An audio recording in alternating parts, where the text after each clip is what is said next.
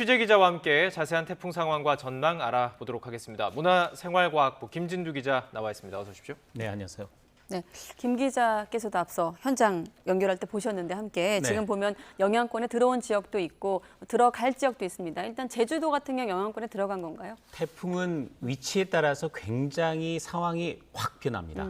제주도에 오늘 저녁 7시 40분, 그러니까 2시간 반 전에 이미 상륙을 했습니다. 네. 그래서 제주도는 태풍의 영향권에서 빠르게 벗어나고 있다고 보시면 되겠고요.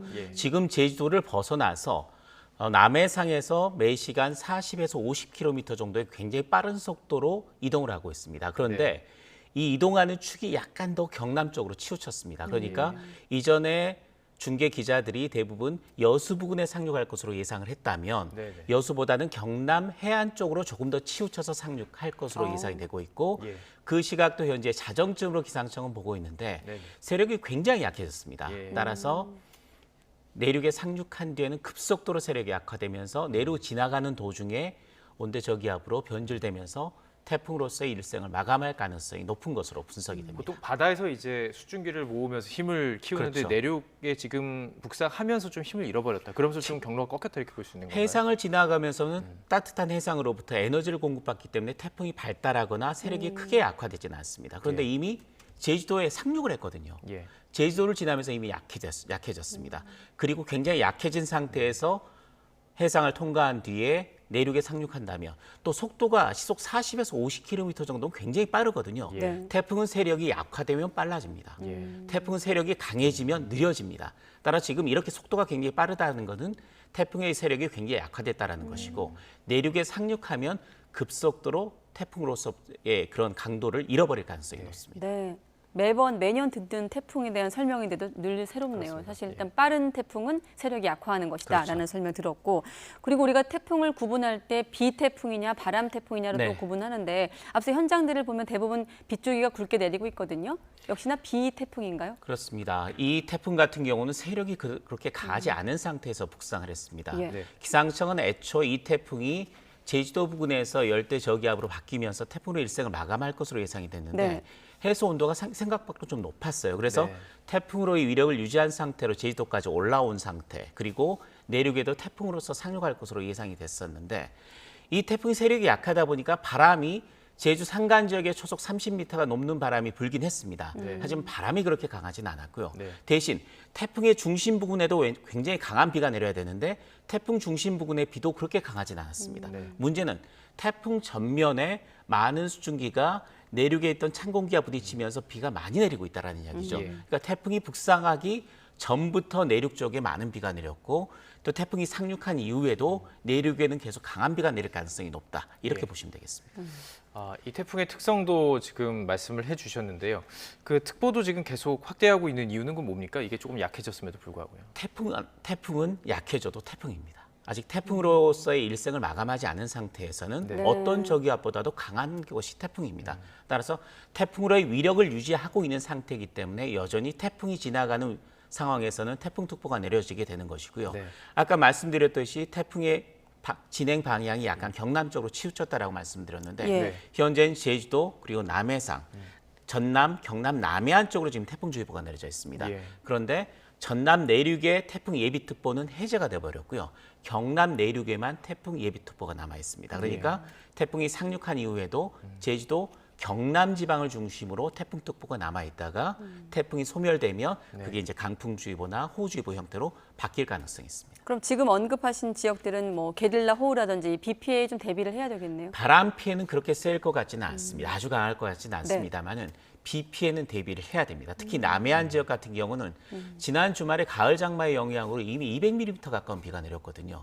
이때 또다시 이 태풍으로 인해서 100mm 이상의 비가 내린다면 사흘 만에 300mm 넘는 비가 내린 겁니다. 그만큼 지반이 약해질 가능성이 상당히 높기 때문에 산사태나 축대 붕괴 등 이런 사고가 날 가능성이 높기 때문에 주의는 경계는 계속해서 기울여야 합니다. 네, 그리고 오늘 태풍 관련 특보를 진행하면서 보니까 아까도 뭐 자막에 나갔습니다만 내일 서해에서 강한 저기압이 유입된다는 대목이 있습니다. 그래서 또 전국 비바람이 예상된다. 이 대목은 좀 어떻게 지켜보고 계세요? 태풍이 다행히 세력이 약화했습니다. 그러니까 약해진 태풍이지만 여전히 경계는 있어야지만 태풍으로 될 뻔했던 거네요. 그렇죠.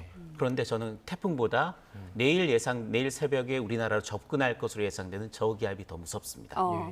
이 저기압이 우리나라 쪽 내륙으로 들어오면서 네. 태풍은 죽더라도 태풍이 몰고 온 수증기는 남아 있습니다.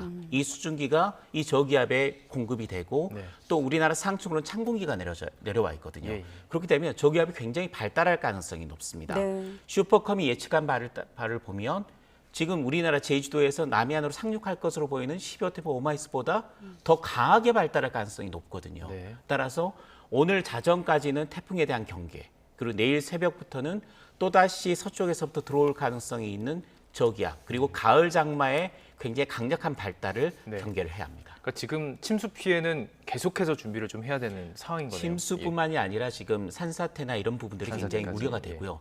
오늘 자정부터 내일 새벽까지는 주로 남해안, 남부지방이라면 예. 내일 낮 동안부터 내일 밤까지는 중부지방도 이제 굉장히 위험한 상황이 닥칠 가능성이 높습니다. 가을 장마라고 저희가 이제 표현을 하고 있지 않습니까? 네. 이 가을 장마는 더 주의해야 되는 부분이 있을까요?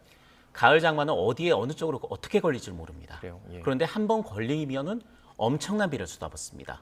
시간당 50mm라면 눈앞이 보이지 않을 정도고 네. 시간당 50mm의 비가 3시간 정도가 계속 내리면 비 피해가 발생합니다. 예. 그런데 기상청의 예보는 50mm가 아닙니다. 시간당 70mm 70 이요. 정도의 비를 예보를 예. 하고 있습니다. 따라서 가을 장마의 정체 전선이 어느 지역에 걸릴 건지 또 걸리는 위치가 굉장히 폭이 좁습니다. 네. 네. 근데 폭이 좁은 만큼 굉장히 강력하게 발달하거든요. 따라서 어느 지역에 걸릴지 모른다는 게 굉장히 무섭고 내일 두 번- 출근길 괜찮을까요? 그러면? 예. 저도 좀 그게 걱정입니다. 예. 내일 새벽 정도에 우리나라 서해상으로 지금 진입을 해서 예. 이 태풍 수증기하고 겹치면 내일 아침 출근길부터 해서 내일 낮 동안이 굉장히 강한 네네. 비가 강한 시기가 될 가능성이 높기 때문에 네. 굉장히 주의 깊게 봐야 됩니다. 네, 일단 가까운 시간 안에 있는 오늘과 내일 좀 대비를 잘 해야 되겠고 이번에 이제 가을 장마 거치고 또 태풍 오마이스까지 북상하면서 이렇게 좀 오늘이 마침 처서이기도 합니다. 네네. 날씨가 이제 가을로 가는구나 싶은 분들 계실 텐데 태풍 예보 포함해서 가까운 좀 시간 안에 예보 부탁드립니다. 예. 그 처서라서 더위가 물러난다는 이야기인데요. 네. 아침 저녁으로 확실히 물러났습니다. 굉장히 찬바람까지 돌고 있는데 네. 낮 동안의 더위는 여전히 남아 있고 낮 동안의 더위가 남아 있다라는 것은 북태평양 고기압이 낮 동안 아직 세력을 유지하고 있다라는 이야기고요. 그 때문에 북태평양 고기압을 가장자리를 타고 이번 12호 태풍이 북상한 겁니다. 예. 그런데 문제는 이 고기압이 일본 쪽으로 쳐져야지만 태풍이 우리나라에 올 가능성이 낮아집니다.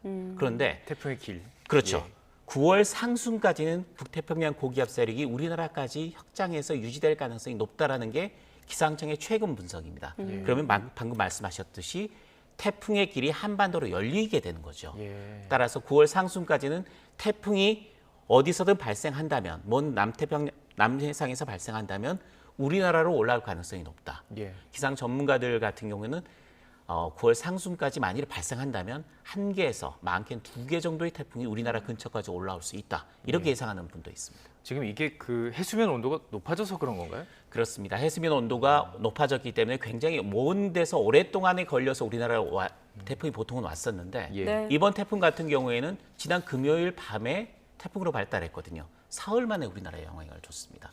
특히 필리핀 부근 해상에서 발생하는 태풍들도 많아졌고요. 네. 대만 부근에서 발생한 태풍이 우리나라에 올라오는 경우도 있습니다. 대만이나 오키나와 부근에서 발생한다면 하루에서 이틀, 예. 필리핀 부근이면 사흘이면 우리나라에 영향을 줍니다. 네. 태풍이 발생하면 9월 상순까지는 바로 우리나라로 올라올 가능성이 높다라는 점 굉장히 염두에 두고 대비를 해야 합니다. 네, 오늘 김 기자 설명 여러 가지 염두에 둬야 되겠습니다만 가장 인상적인 대목은 태풍은 약해져도 태풍이라는 태풍이다. 점 대비하고 예. 게릴라성 호우 등에 좀 대비를 해야 될 것 같습니다. 네, 문화생활과학부 김진두 기자였습니다. 오늘 고맙습니다.